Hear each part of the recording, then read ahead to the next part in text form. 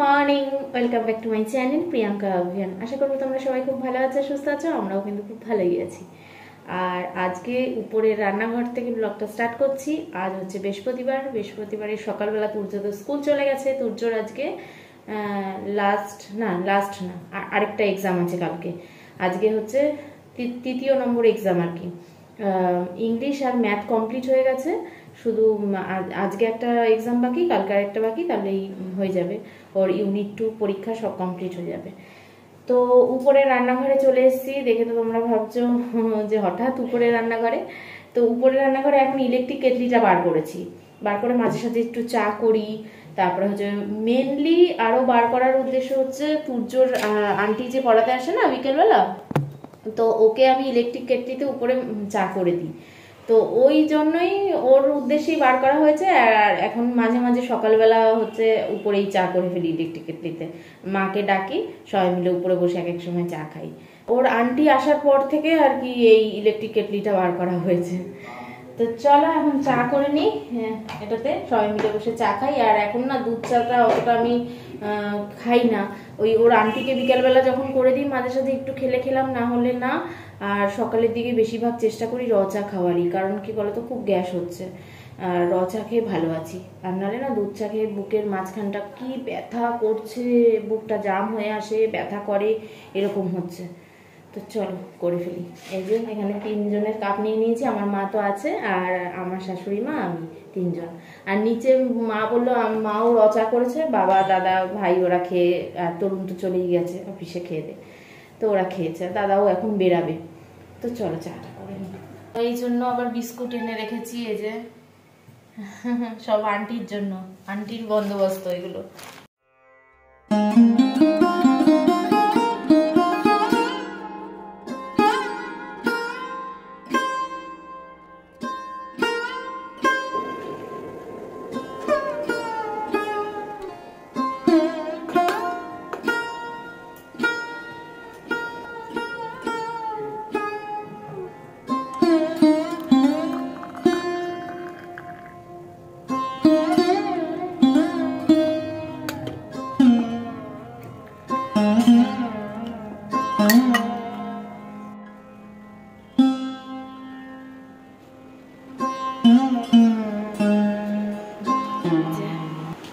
মা আগের থেকে এখন একটু সুস্থ লাগছে, মাথায় তুলতে পারছিল না। যত্নর কথা বলতে হবে না, তুমি কেমন আছো সেটা বলো। তোমার কি মাথা এখন তুলতে পারছো?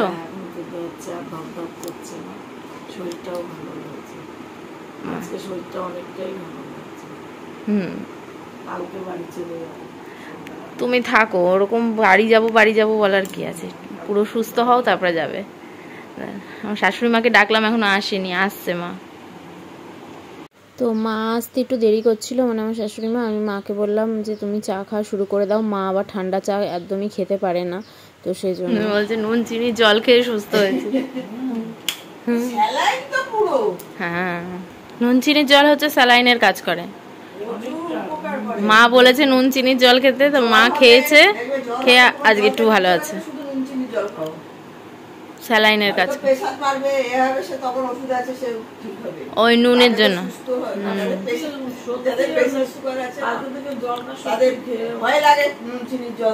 হ্যাঁ, নুনে প্রেশার, চিনিতে সুগার। তাই তো,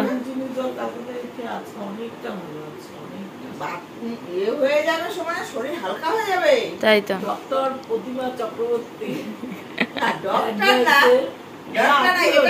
আমার ছোট ছেলের কাছ থেকে ও জ্বর হলে, একটু চোঙা ঢেকুর উঠলে, কিছু প্রবলেম হলে মা খালি নুন চিনির জল দাও। তাই তো, তাই তো। তো এই যে কালকে গোলা রুটি করেছিলাম, একটু গোলা ছিল, তো সেটা দিয়েই আজকে যে কটা হয় ভেজে নিয়ে সবাই মিলে অল্প অল্প করে খেয়ে নেবো। এই গোলাটা দিয়ে আজকেও ভেজে নিই, বেকার গোলাটা রয়েছে, নষ্ট হবে নালে। তো সেই জন্যই রান্নাঘরে চলে এসেছি, এটাই আজকে ব্রেকফাস্ট হবে। তো চলো করে ফেলি। তো রিফাইন তেলটা ছিল না, রিফাইন তেল দিয়ে ভাজলে না বেশি ভালো হয়, কিন্তু ছিল না, সেজন্য আমি সর্ষের তেল দিয়ে এখানে ভেজে নিচ্ছি। আর বেশি তেল তো লাগে না, এখানে অল্প অল্প তেল দিয়ে আর কি গোলা রুটিটা ভালো করে ভেজে নিচ্ছি। তারপরে আজকে ভেন্ডি আলু ভাজা দিয়েই আর কি সবাইকে দিয়েছি খেতে। কেউই আর কি সস খায়নি, বলছে যে ভেন্ডি আলু ভাজা হয়েছে যখন ওটা দিয়েই খেয়ে নেবো গোলা রুটি, সবাই তাই বলছে, সবাইকে তাই দিয়েছি।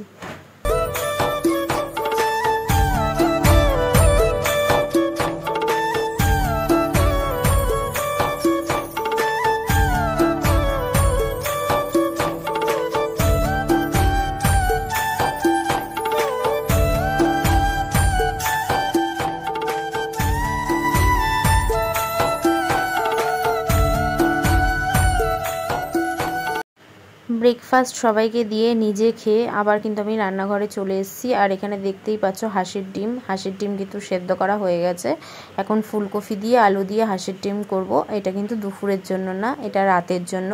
দুপুরের রান্না আমার শাশুড়ি মা সব করে ফেলেছে। কি কি রান্না করেছে তোমাদের পরে দেখাচ্ছি। তো এটা আর কি রাতের জন্য আর কি করে রাখতে বললো মা আমাকে। আর হাঁসের ডিমটা আমার হাতেই সবাই ভালোবাসে খেতে, তোমরা জানো। আর ফুলকপি দিয়ে তো ভীষণ ভালো লাগে খেতে, তো ফুলকপি দিয়েই আজকে করেছি। তো চলো করে নিই ফটাফট, সমস্ত কিছু কেটে নিচ্ছি এখানে বসে বসে। আর ফুলকপিটা খুব ভালো ছিল, এক ফোঁটা কোনো গন্ধ ছিল না। এখন যদিও অফ সিজনের, তবু এক ফোঁটা কোনো গন্ধ ছিল না, ভীষণ ভালো ছিল। এক একটা ফুলকপি আছে না কীরকম গন্ধ থাকে, কিন্তু কোনো রকম গন্ধ ছিল না, খুবই ভালো ছিল। তো এই যে এখানে ফুলকপিটা কেটে নিচ্ছি। আর এই বোর্ডটা হওয়াতে, চপিং বোর্ডটা হওয়াতে এত সুবিধা হয়েছে না, আমার ফটাফট সমস্ত কিছু কাটা হয়ে যায় আর কাটতেও ভীষণ সুবিধা হয়। তো চলো সবজিগুলো ভালো করে ধুয়ে নিই, ধুয়ে এবার রান্নাটা ফটাফট করে নিই। ডিম এদিকে আমার ছোলা কমপ্লিট হয়ে গেছে, এবার রান্না করব চলো।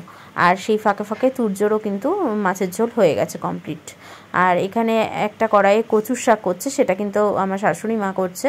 কচুর শাক ইলিশ মাছের মাথা দিয়ে এটা মা রান্না করছে। আর পাশের কড়াইয়ে আমি ডিমটাকে ভাজা বসিয়ে দিয়েছি। তো ডিম ভাজা বসিয়ে আমি আলু ফুলকপি এগুলো সমস্ত ধুয়ে নিয়েছি। এখানে পেঁয়াজ কেটে ধুয়ে রেখেছি, ফুলকপি কেটে ধুয়ে রেখেছি, এখানে আলু টমেটো কেটে ধুয়ে রেখেছি। আর বাদ বাকিটা চলো করে। আজকে রান্নায় মিক্সার গ্রাইন্ডার বাড়ি করিনি, সমস্ত কিছু গুঁড়ো মশলা দিয়েই করেছি, কুকমির গুঁড়ো মশলা দিয়ে। আর টমেটোটা কেটে আর কি এমনি দিয়ে দিয়েছি। টমেটো তো এমনিই কড়াইয়ে পড়লে গলে যায়, নরম হয়ে যায়, আর মিক্সার গ্রাইন্ডারে না পেস্ট করলেও চলে। তো এখানে পেঁয়াজ ডিমটা ভেজে নিয়েছি প্রথমে, তারপরে হচ্ছে আলুটা ভেজে নিলাম, তারপর ফুলকপিটা ভেজে নিলাম, তারপরে হচ্ছে পেঁয়াজটাকে লাল লাল করে ভেজে ওটার মধ্যেই টমেটো দিয়ে দিয়েছি। তারপরে একটুখানি দিলাম ধনের গুঁড়ো, জিরের গুঁড়ো, গরম মশলা গুঁড়ো, আর আদা রসুনের পেস্ট, সেটাও হচ্ছে কিন্তু বাটতে হয়নি, আদা রসুনের পেস্ট আমাদের দোকানে পাওয়া যায়, সেটা দিয়ে দিয়েছি। তো মা বললো কি আর মিক্সার গ্রাইন্ডার বার করতে হবে না, মানে আমার শাশুড়ি মা, তুই গুঁড়ো মশলা দিয়েই করে নে, আর তুই তো এইটা দিয়ে করিস তাও টেস্ট হয়, এরকম বলছে। আমি যে ঠিক আছে, বার করবো না, এভাবেই করে নেবো। আর জিরে ফোড়ন দিয়েছি, একটু সাদা জিরে তো দিয়ে, এই যে দেখো, তারপরে হচ্ছে পেঁয়াজ কুচিটা যে করে রেখেছিলাম সেটাকে লাল লাল করে ভালো করে ভাজলাম। তারপরে ওটার মধ্যে টমেটো কুচিয়ে রেখেছিলাম সেটা দিয়ে দিলাম। তারপর এক এক করে বললামই, ধনের গুঁড়ো, জিরের গুঁড়ো, গরম মশলার গুঁড়ো, নুন, হলুদ, শুকনো লঙ্কার গুঁড়ো, আর কাঁচা লঙ্কাটাকে না আমি হচ্ছে মানে কুচি কুচি করে কেটে দিয়ে দিয়েছি, কাঁচি দিয়ে কেটে তারপরে উপর থেকে কাঁচা লঙ্কা দিয়ে দিয়েছি। যে কোনো রান্নায় না কাঁচা লঙ্কা শুকনো লঙ্কা মিক্সড করে রান্না করলে সেই রান্নার টেস্টটা ভালো হয়। তো যেহেতু আমি শুকনো লঙ্কার গুঁড়ো দিয়েছি, তার জন্য কাঁচা লঙ্কাটা কুচি কুচি করে দিয়ে দিলাম। এবার মশলাটাকে ভালো করে কষাবো।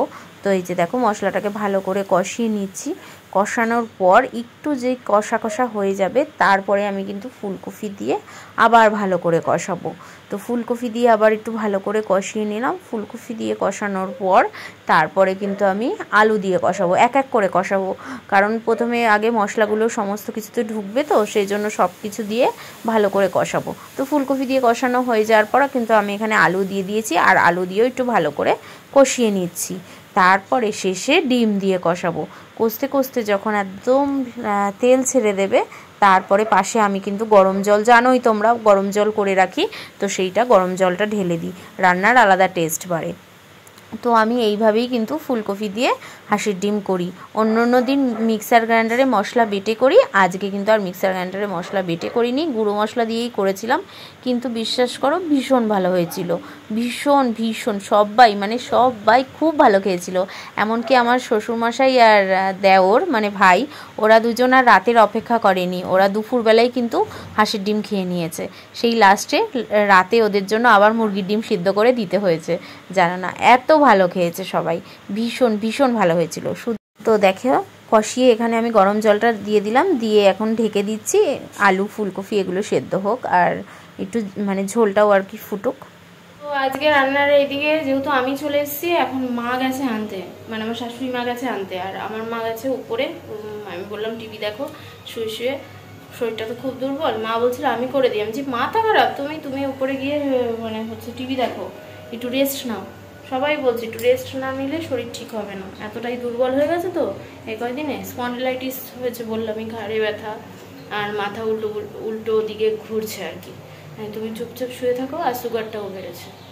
হ্যাঁ আমি করে নেবো। তো যেহেতু বললামই আমি রান্নার দিকে চলে এসেছি, মা আনতে গেছে। এখানে কতগুলো বাসন রয়েছে, চলো রান্নাঘরটা পরিষ্কার করে বাসন টাসনগুলো মেজে রাখি, আর ওর লেবুর রসটাও করে রাখি, আসলে তাহলে ফটাফট খাইয়ে দিতে পারবো ওকে।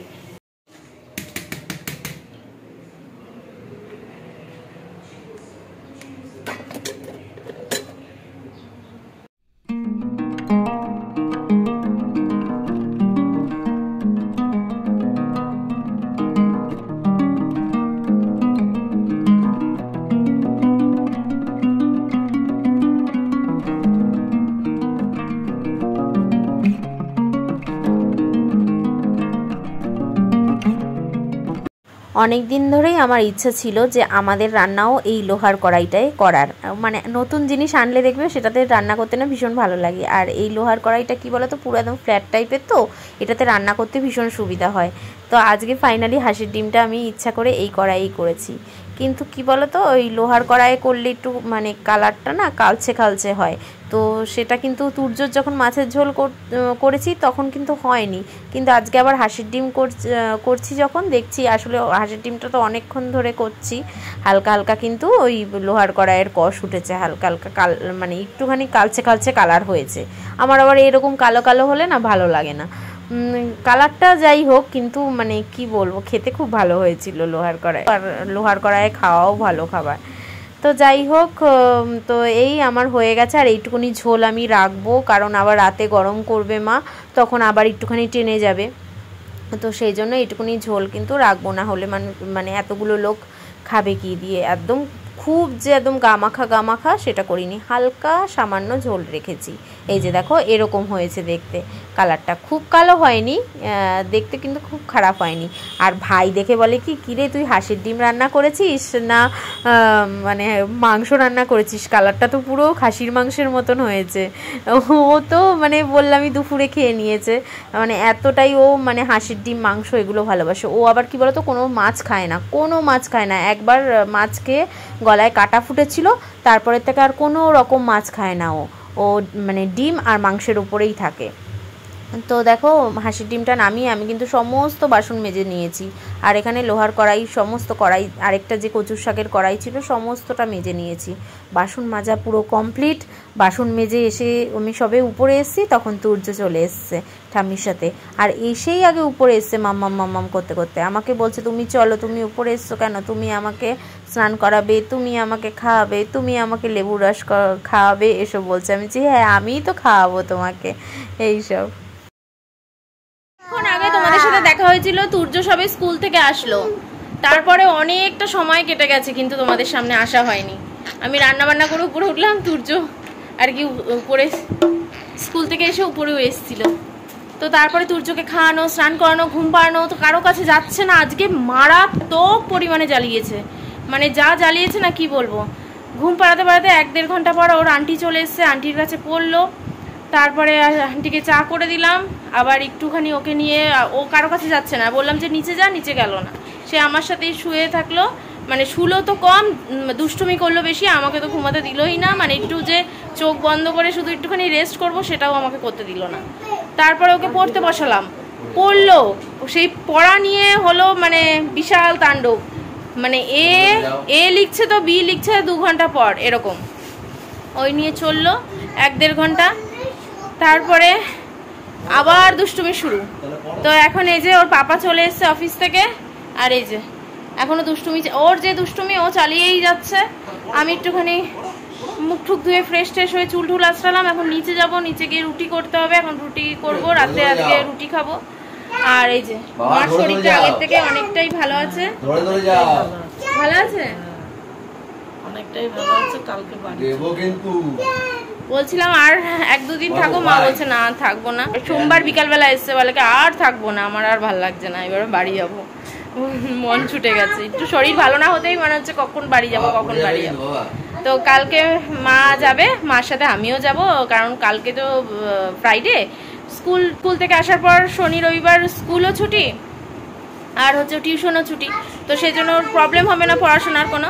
তো সেই জন্য কালকে মার সাথে ওর আন্টি পড়িয়ে যাবে, স্কুল থেকে আসার পর ঘুমাবে খেয়ে দে, তারপর আন্টি হচ্ছে পড়িয়ে যাবে, তারপরে মার সাথে আমিও যাব, গিয়ে 2 দিন থেকে আসবো মার কাছে।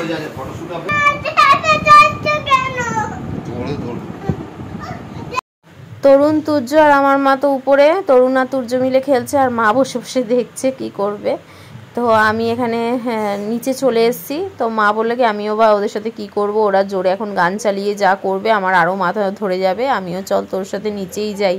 তো মাকে বললাম যাও তুমি ঠাকুর ঘরে বসে থাকো, বা টিভির ঘরে বাবার সাথে, আমার শ্বশুরমশাই তো টিভি দেখে, খবর দেখে, ওখানে বসে খবর দেখো, আমি হচ্ছে মানে রুটিটা করে নিই।